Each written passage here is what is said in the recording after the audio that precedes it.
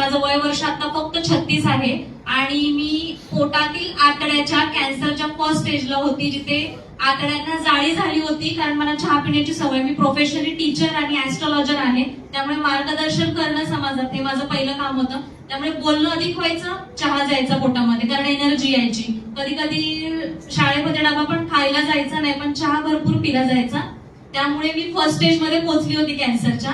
तर मी आता ज्यांच्या टीम मधून काम करते, शीला गुंजवटे मॅडम, त्या माझ्या मिस्टरांच्या ओळखीच्या आहेत. त्यांच्याकडून आम्ही रियांश अमृत ज्यूस विषयी ऐकलं होतं, मागवलं. विश्वास नाही ठेवणार, मला 15 दिवसांच्या आत, म्हणजे एक बॉटल संपण्याच्या आत मला रिझल्ट आलेला आहे.